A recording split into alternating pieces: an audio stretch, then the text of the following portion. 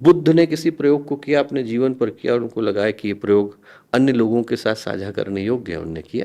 वो कबीरदास जी ने लिखा है ना, चाह मिटी चिंता मिटी, मनवा बेपरवाह, चाह चली गई, कुछ पाने की इच्छा नहीं। अनेकों को गलत पथ पर चलते देखता है तो उसको लगता है शायद यही सही पथ है। जरूरी नहीं कि हर व्यक्ति जहर खाए तो ही उसको पता चले कि जहर खाने से व्यक्ति मरता है। तो भगवान को बनाने में जो एटम लगे होंगे वो नष्ट नहीं हुए हैं, अंतरिक्ष में घूम रहे हैं।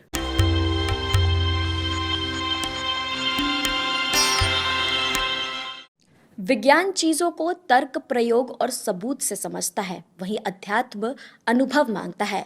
विज्ञान कहता है ये कैसे हुआ, तो अध्यात्म कहता है कि हम कौन हैं। क्या अध्यात्म विज्ञान को समझता है या विज्ञान अध्यात्म को समझता है? इन सभी तमाम सवालों का जवाब आज हम जानेंगे। तो हमारे साथ इस वक्त मौजूद है डॉक्टर चिन्मय पांड्या जी। तो आपका बहुत बहुत स्वागत है। बहुत धन्यवाद रिया जी। तो डॉक्टर साहब, सबसे पहले मेरा ये सवाल है कि विज्ञान और अध्यात्म, कहीं ना कहीं लोग समझते हैं ये एक ही चीज है, लेकिन इनका संगम क्या है?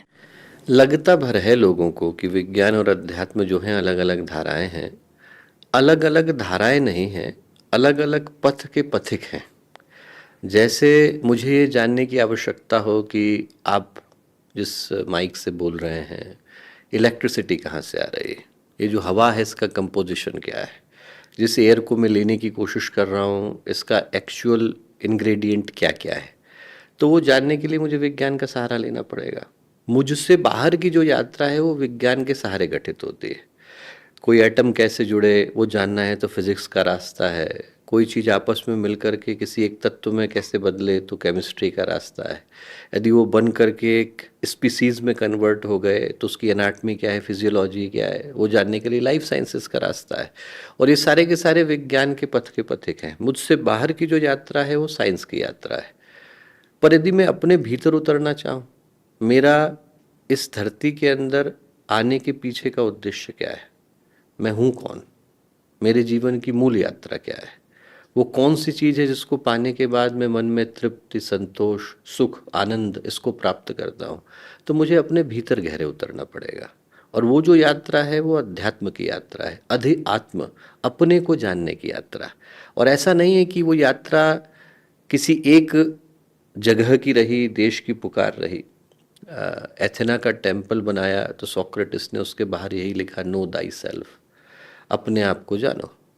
जब उपनिषदों की यात्रा शुरू हुई तो ऋषि के मुंह से यही निकला, आत्मानम विद्धि, पहले अपने को जानो तब बाकी की यात्रा को शुरू करो। भगवान कृष्ण ने गीता को कहा तो यही कहा कि सारी चीज़ों का सार जो है वो एक ही जगह पर आकर के टिकता है, अध्यात्म, अपने को जानने से। नचिकेता यम के पास जाकर के खड़े हुए तो उनके मुख से वल्ली का प्रथम प्रश्न यही निकला कि वो अध्यात्म क्या है, वो ब्रह्म विद्या क्या है। और उसी को जान करके यम ने नचिकेता को यही कहा कि क्षुरस्य धारा निष्ठा दुरत्या दुर्गम पथस्तत् कवयो वदन्ति, क्षुरे की धार पर चलने के समान है, बड़े बड़े ऋषियों को इस पर चलने से संकोच होता है। तो अपने आप को जानने का प्रयत्न करो, वही अध्यात्म है। साधारण शब्दों में कहें तो जो आप कह रहे हैं उसमें ऐसा प्रतीत जरूर लोगों को होता है कि ये दोनों एक दूसरे के विरोधी हैं। पर समस्या ये है कि लोग न विज्ञान को ढंग से जानते हैं न अध्यात्म को जानते हैं। हम जिसको विज्ञान समझ करके बैठे हैं उसके भी दो हिस्से हैं, one is science, another is technology. Science is the concept, technology is the और एप्लीकेशन। आजकल तो सब कुछ आजकल हम सुन रहे हैं, हर जगह ही आई। अब आप ये सोच करके देखिए कि आपको यदि इलेक्ट्रिसिटी कैसे चलती है जानना है तो you have to revert back to Faraday. आप इलेक्ट्रिसिटी की थ्योरी की तरफ जाएंगे, that is the concept. An application was given to us by Tesla. आपको उसको एक बल्ब में बदलने के लिए टेस्ला की, एडिसन की आवश्यकता है। वैसे ही अध्यात्म कॉन्सेप्ट है, और जब लोगों के पास उतरता है तो रिलीजन में बदल जाता है। तो जो एक चिंतन निकला, चाहे हम उसे उपनिषद के मंत्र के रूप में देखें या वेदों की पुकार के रूप में देखें, एकम सद्विप्रा बहुधा वदन्ते, वो एक है, सिर्फ पुकारने के नाम बदल जाते हैं। वो जो पुकारने के नाम बदले हैं उसने अलग अलग पंथों को, अलग अलग संप्रदायों को, अलग अलग धर्मों को, अलग अलग मान्यताओं को जन्म दिया। ऐसा है जैसे एवरेस्ट के ऊपर पहुंचे तो समिट तो एक ही है, पर हो सकता है कि कोई भारत की तरफ से चढ़ रहा हो, कोई नेपाल की तरफ से चढ़ रहा हो, कोई चाइना की तरफ से चढ़ रहा हो। चढ़ने के रास्ते भिन्न हो सकते हैं, समिट अलग अलग नहीं हो सकती। पहुंचता तो व्यक्ति एक ही जगह पर है, एक ही मुकाम पर है, इसीलिए उसको हमने परमात्मा कह करके पुकारा, परम आत्मा। उसके आगे और कोई पड़ाव नहीं है, वो हमारी आत्मा की अंतिम यात्रा है। और वहाँ तक पहुँचने के जो पथ हैं वो भिन्न भिन्न हैं। तो सही पूछें तो अध्यात्म जिसको हमने कहा और विज्ञान जिसको कहा, वो अलग अलग पथ के पथिक हैं और एक दूसरे को कॉम्प्लीमेंट ही करते हैं, एक दूसरे को जोड़ने का काम करते हैं। ये आपका ये कहना है कि अध्यात्म विज्ञान को समझता है या विज्ञान अध्यात्म को समझता है? ऐसा हम लोग सहजता से महसूस भी करते हैं। आप जरा ये सोच करके देखिए कि जो विज्ञान के क्षेत्र में उच्चतम शिखर को प्राप्त करने वाला व्यक्तित्व हुआ, वो एक तरीके से ऋषि जैसा ही हो गया। कलाम साहब को हम देखते हैं तो ऐसा ही महसूस करते हैं कि जैसा किसी ऋषि को देख करके करते होंगे। और प्राचीन समय के तो अनेकों उदाहरण हैं जिन लोगों ने अध्यात्म की दृष्टि से अंतिम शिखर को प्राप्त किया। उनमें से अनेकों ऐसे थे जिनने विज्ञान की गहन उपलब्धियों को भी प्रदान किया। हम कणाद को उनके धर्म सिद्धांत के लिए भी जानते हैं और कण की थ्योरी के लिए भी जानते हैं।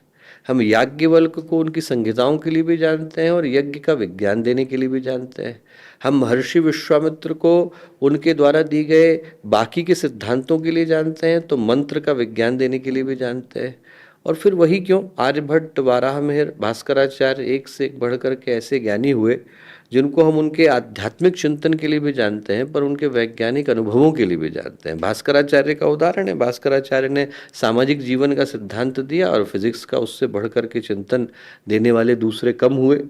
गर्ग ने गर्ग संहिता को जन्म दिया तो अंतरिक्ष के कॉन्स्टिलेशंस को बताया। तो हम किसी भी दृष्टि से उठा करके देखें, यदि व्यक्ति एक क्षेत्र में शिखर पर पहुंचा तो वो निश्चित रूप से दूसरे शिखर का भी प्रतिनिधि बनकर के ही उभरा। विज्ञान कहता है कि कभी कुछ स्थिर नहीं है, मतलब परमानेंट नहीं है, लेकिन अध्यात्म कहता है कि अमर जो आत्मा है वो अमर है। विज्ञान भी यही कहता है एक्चुअल में।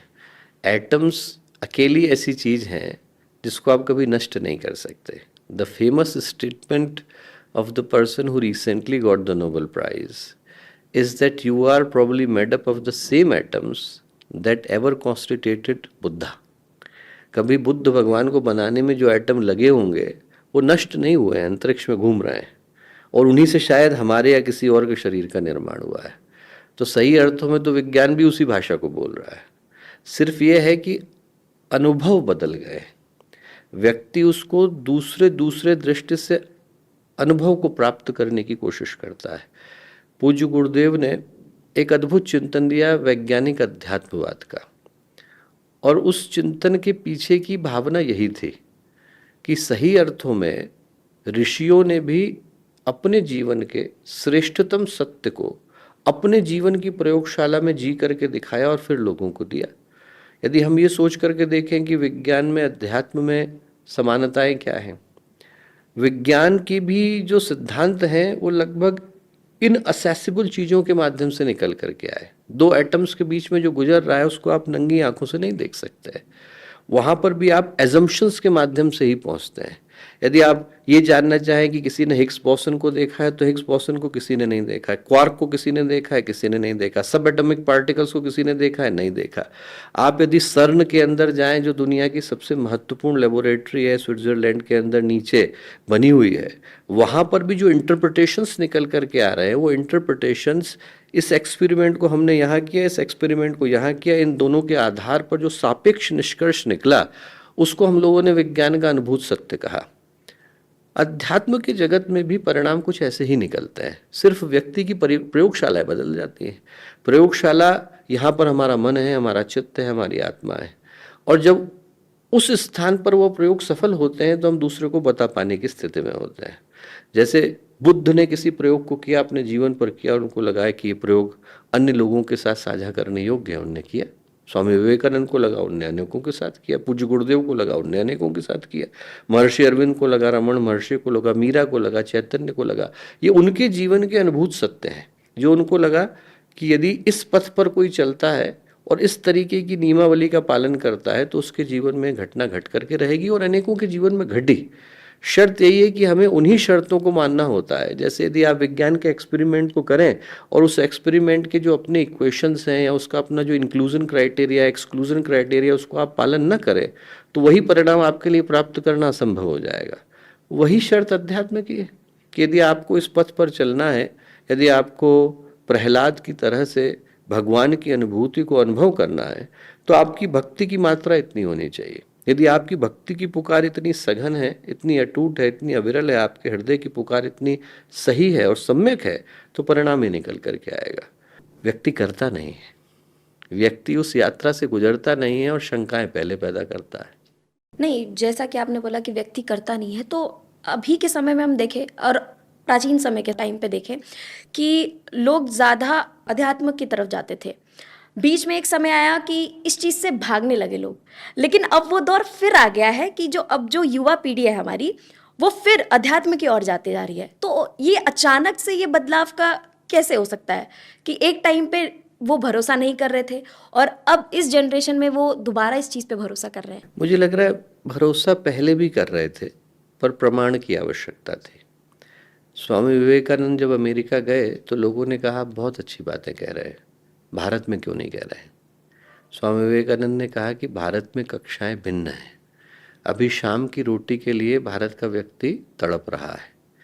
जब शाम की रोटी आ जाएगी तब व्यक्ति को मेरी बातों का मूल्य समझ में आएगा। कहने का अर्थ यह है कि पैसा आएगा और मन की शांति नहीं आएगी, तब आप इन बातों के मूल्य को समझ सकेंगे। अभी शाम की जो अपनी क्षुधा है वही शांत नहीं हुई है, भूख ही शांत नहीं हुई है, तो उस व्यक्ति को आप कैसे अध्यात्म की गहन बातें समझा सकते हैं। जब व्यक्ति के पास पैसा आता है तो वो समझ पाता है कि वो हमारे मन में शांति नहीं देगा, तब व्यक्ति उस चीज के पीछे भागता है जो हृदय में शांति की पुकार को पूरी तरह से पूर्ण कर पाती है। अगर इंसान के पास पैसे हैं तभी वो अध्यात्म की नहीं, तरफ जाने की ऐसा सोच नहीं है।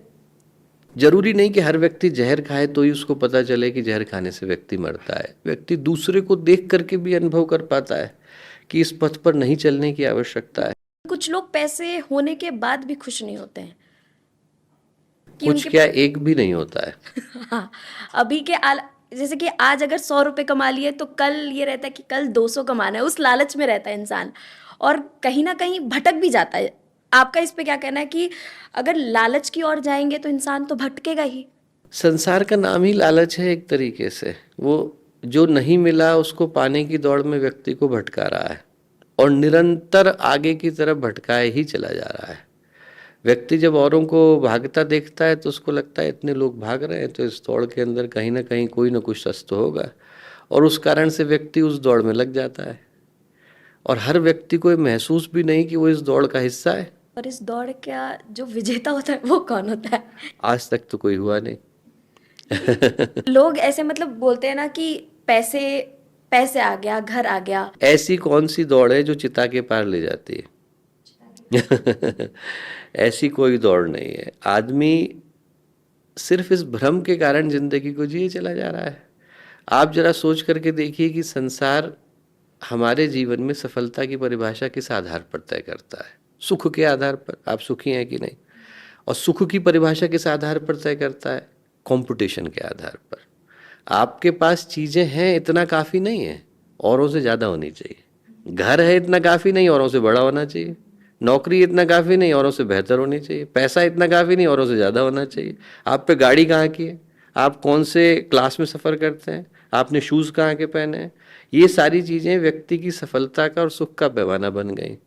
और हम लोग इस दौड़ में बिना जाने और बिना पहचाने चले जा रहे हैं।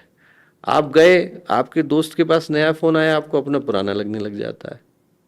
पड़ोसी ने नया मकान बनाया, हमें अपना घर छोटा लगने लग जाता है। दूसरे का प्रमोशन हुआ, हमें अपनी नौकरी खराब लगने लग जाती है। We are part of this race, knowingly और अननोइंगली। जो अध्यात्म का पथ है वो व्यक्ति को यही बताता है कि जो संतोष है या तो अभी है या नहीं है, या तो जो मिला उसके अंदर मैं तृप्ति को प्राप्त कर सकता हूं, या फिर वो कभी मिलेगी ही नहीं। जैसा उपनिषद में यम कहते हैं नचिकेता से कि वो अग्नि के अंदर घी डालने के समान है। आप कामनाओं को कामनाओं से पूर्ण कर ही नहीं सकते हैं। जितना डालेंगे उतना आग में घी की तरह से बढ़ती चली जाएगी। एक कामना दूसरी नई कामना को जन्म देती है, दूसरी से तीसरी जन्म देती है। या तो व्यक्ति वहीं पर संतोष को अनुभव करे जितना मिला हुआ है, और जैसे ही वो अनुभव होता है वैसे ही व्यक्ति के जीवन में इतनी शांति जन्म लेती है जो दुनिया की कोई चीज छीन ही नहीं सकती है। वो कबीरदास जी ने लिखा है ना, चाह मिटी चिंता मिटी मनवा बेपरवाह। चाह चली गई, कुछ पाने की इच्छा नहीं, चिंता है नहीं, चाह मिटी चिंता मिटी मनवा बेपरवाह, मन में कोई परवाह नहीं है। जिसको कुछ नहीं चाहिए वही शहंशाह। विज्ञान पे भरोसा करें या अध्यात्म पे? दोनों पे करें, दोनों के पथ अलग अलग है।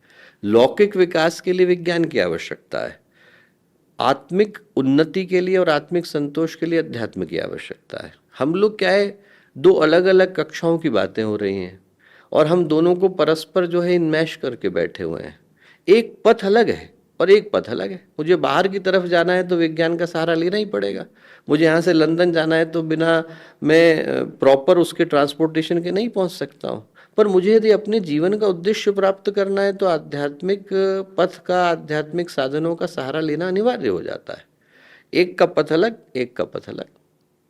जैसे कि आपने मानवता, अध्यात्म और विज्ञान को बहुत ही गहराई से समझा है, लेकिन सवाल ये भी खड़ा होता है कि जो इंसान की जो मानवता होती है वो भी ज़रूरी है ये अध्यात्म, विज्ञान, इन सब के बीच में? मानवता ही तो अध्यात्म है, इसके अलावा तो अध्यात्म का दूसरा कोई अर्थ निकला ही नहीं।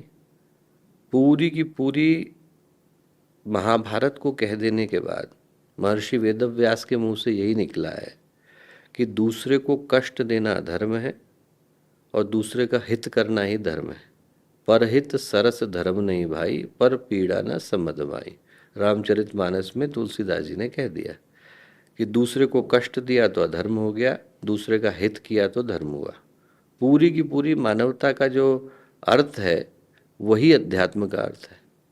जिसके हृदय में ये भाव होएगा कि मुझे दूसरे का कष्ट अपना नजर आता है, उसी के हृदय में तो सच्चा अध्यात्म जन्म लेगा। यदि दूसरे का कष्ट देख करके मुझे खुशी होती है तो अभी अध्यात्म कहाँ आया? मानवता और अध्यात्म लोगों को कितना सुधार सकता है? सुधार होएगा तभी तो मानवता आएगी। मानवता और अध्यात्म व्यक्ति के सुधरने की ही पहचान है। जो हम भटके हुए हैं, बिखरे हुए हैं, टूटे हुए हैं, छोटी छोटी चीजों में परेशान है, मैं कहता हूं बड़ी चीजों की तरफ नहीं जाए, सामान्य सी चीज सोच करके देखे। अपनी आंखें बंद करे और अपने आप से पूछे कि मुझे मेरे जीवन का लक्ष्य पता है, क्या कर रहा हूं, किस तरफ जाना है, क्या प्राप्त करना है, ये स्पष्ट है। मन में सुख, शांति, संतोष है, परिवार में प्रेम है, एक दूसरे के प्रति विश्वास है, समाज में सहयोग मिल रहा है, चेहरे पे मुस्कुराहट आ रही है, दिल में सुकून मिल रहा है कि नहीं, लोगों के पास घूम रहे हैं तो भय, आशंका, परेशानी तो नहीं, डर तो नहीं कि कोई मेरा कुछ छीन के ले जाएगा, मन में निर्भयता, निडरता, निर्द्वंदता है कि नहीं। बड़ी बातों की मैं बात ही नहीं कर रहा, सामान्य सी चीजें तो व्यक्ति लेकर के नहीं चल रहा है। और जिस सुख भोग की कल्पना में व्यक्ति अपराध करने से नहीं चूकता है, किसके लिए? शरीर के लिए ना, कि शरीर को कुछ सुख मिल जाए। उस शरीर में तो 20 बीमारियां व्यक्ति लेकर के बैठा है, मन में परेशानियां लेकर के बैठा है, भावना की दृष्टि से इतना कमजोर हो गया है कि किसी ने छोटी बात कह दी तो इतनी चुभ जाती है कि व्यक्ति अपने को मारने के लिए, दूसरे को मारने के लिए उतारू हो जाता है। तीन ही चीजें ऊपर वाले ने दी थी, कोई बैंक का कार्ड नहीं दिया, कोई पासबुक नहीं दिया, कोई हम लोग लेकर के नहीं आए, कहीं किसी के पास क्रेडिट डेबिट कार्ड नहीं था। शरीर मिला, मन मिला, भावनाएं मिली। तीनों में से किस जगह पर संतोष है मुझे बताएं? शरीर में बीमारियां हैं, मन में परेशानियां हैं। भावना की दृष्टि से आदमी को एक व्यक्ति नहीं जिसको वो कह सके कि मैं भरोसा करता हूँ और पूरी तन्मयता के साथ उसके ऊपर भरोसा करता हूँ। आदमी अपनी छाया शख्स से तो डरता है, दूसरे पर क्या भरोसा करेगा? तो आज की तारीख में मैं कहता हूँ बड़ी चीजों की तरफ नहीं जाए, छोटी ही चीजें सोच करके देखे। इन सारी जगहों पे हम लोग लड़खड़ा रहे हैं। सामान्य से जीवन में भी यदि व्यक्ति की चेहरे की मुस्कुराहट लौट करके आती है तो अध्यात्म ही आता है, और वो तभी आती है जब मानवता आती है। ऐसा कोई व्यक्ति ही नहीं होगा जो दूसरे के चेहरे पर खुशी लाए और उसकी खुद की छिन जाए। मानवता का अर्थ क्या है? मैं दूसरे को खुशी देने वाला बना। लेकिन आजकल का जो समय है, पहले अपनी खुशी देखता है ना, बाद में दूसरों उसको की मिल खुशी। पाई क्या? मैं कहूंगा कि वो पूछ के देखे कि उसको मिल पाई क्या। अकेले में अपने आप से पूछ करके देखे कि लेकिन कहीं ना कहीं आजकल जो लोग गलत करते हैं वो ज्यादा खुश रहते हैं। ऐसा प्रतीत होता है रिया जी। खुश तो कोई नहीं रहता जो कर रहा है। देखिए, मैं एज ए साइकेट्रिस्ट लंदन के टॉप मोस्ट हॉस्पिटल्स में मैंने काम किया। जिनको हम लोग साइकोपैथ कहते हैं उनके लिए कहा जाता है कि callus in concern for their behaviour. मतलब यह है कि उनके ऊपर कोई प्रभाव नहीं पड़ता यदि वो दूसरे को कष्ट दें। तो जो बिल्कुल इनफेमस केसेस होते होंगे उनको हमने अपनी आंखों से देखा। लंदन के लगभग सारे ही टॉप मोस्ट हॉस्पिटल्स में काम किया। जो मैंने देखा वो ये देखा कि व्यक्ति को प्रभाव तो गहरा पड़ता है, पर वो एक एंजाइटी को छुपाने के लिए दूसरा बड़ा काम करता है ताकि उसकी मेमोरी मेरे मन से विदा हो जाए। ऐसा नहीं कि उसके ऊपर प्रभाव नहीं पड़ रहा, ऐसा नहीं है कि गलत पथ पर चलने से वो विचलित नहीं है, विचलित है। पर क्या है कि धीरे धीरे करके अंतरात्मा की आवाज कमजोर होती चली जाती है। आज हमने थोड़ी नहीं सुनी, फिर कल थोड़ी और नहीं सुनी। आचार्य शंकर ने कहा है कि जीवन में पतन जो है सीढ़ी पर गिरती गेंद की तरह से होता है। एक बार में 2 सीढ़ी का टप्पा खाती है, फिर 4 का खाती है, फिर 6 का खाती है, फिर गड्ढे में गई। वैसे ही एक बार सुना अंतरात्मा की आवाज़, दूसरी बार थोड़ी सुनी, तीसरी बार चौथी सुनी, सुनना बंद हो गई। धीरे धीरे करके आत्मा भी आवाज़ देना बंद कर देती है। तो ऐसा नहीं है कि व्यक्ति के जीवन में विचलन नहीं होता, ऐसा संभव ही नहीं है। कोई दूसरे को कष्ट दे और उसकी खुशी लौट करके आए, ऐसा नहीं होता। मन में तो अंतरात्मा बताती है, अंतरात्मा से बढ़कर के दूसरा कोई जज ही नहीं है। कोर्ट में हो सकता है व्यक्ति बरी हो जाए, पर अंतरात्मा से बरी नहीं हो पाता। यदि आपने अच्छा किया है तो दुनिया आपको कुछ भी कहे, आपको मन में संतोष होता है, और आपने गलत किया है तो दुनिया कितनी भी तारीफ करे, मन में ग्लानि होती है। व्यक्ति को पता चलता है। और जो कहने की दृष्टि से तो हर व्यक्ति अपनी अपनी बात कहने के लिए स्वतंत्र है, पर हर व्यक्ति को ईश्वर ने ये भी तो दिया है। आजकल जो युवा पीढ़ी है वो अपने विचार को लेकर कितनी स्वतंत्र है? लगभग उतनी ही स्वतंत्र है जितनी पहले थी। मुझे ऐसा नहीं लगता कि समय बदलने के साथ व्यक्ति के विचारों की स्वतंत्रता में कोई प्रभाव पड़ा है। ये सत्य है कि हम लोग इन्फॉर्मेशन की एज में जी रहे हैं, तो लोगों के पास इन्फॉर्मेशन की एक्सेसिबिलिटी बढ़ गई है। पर जितनी ज़्यादा बढ़ी है उतनी ही ज़्यादा उसके पास ये संभावना भी बढ़ी है कि वो सत्य को और तेज़ी से प्राप्त कर सकता है, क्योंकि accessibility of information is far higher compare to the times before. मैं कई बार उदाहरण देता हूँ कि 87 में 88 में हमको स्वामी विवेकानंद की एक कविता है, उसको ढूंढने के लिए 25 या 30 लाइब्रेरी के चक्कर लगाने पड़े थे। आज की तरह का समय नहीं था कि आप पहले गूगल में देख लो खुलती कब है, बंद कब होती है, ओपनिंग टाइम क्लोजिंग टाइम का पता नहीं होता था। वहाँ गए तो गारंटी नहीं कि खुली मिलेगी, मिल गई तो ये गारंटी नहीं किताब कहाँ मिलेगी। 700-800 किताबें ढूंढो तो, और उसमें भी सारे पन्ने ढूंढो। छोटी सी किताब पोयम है उनकी लिखी हुई, उसको ढूंढने में हम लोगों को 25-30 लाइब्रेरी के चक्कर लगाने पड़े। और लाइब्रेरी के अलावा और कोई सोर्स ऑफ इन्फॉर्मेशन नहीं होता था, उनसे ही पूछना पड़ता था, वही बताते थे कि किताब में मिलेगी कि नहीं मिलेगी। आज आप गूगल करो, आपको पता चल जाता है। तो आज व्यक्ति के पास संभावनाएं दोनों आ गई हैं। वो अच्छा भी ढूंढने के लिए स्वतंत्र है और बुरा भी ढूंढने के लिए स्वतंत्र है। तो स्वतंत्रता की दृष्टि से प्रभाव नहीं पड़ा, सिर्फ ये है कि समाज की धारा थोड़ी सी विषाक्त हुई, लोगों की सोच खराब हुई। जैसा अभी आपने बोला कि पहले लोग क्या है, सादगी की सज्जनता के पथ पर चलते थे, गर्व को अनुभव करते थे, नहीं मिला तो नहीं मिला, आज जितना मिला है उतने में जिएंगे।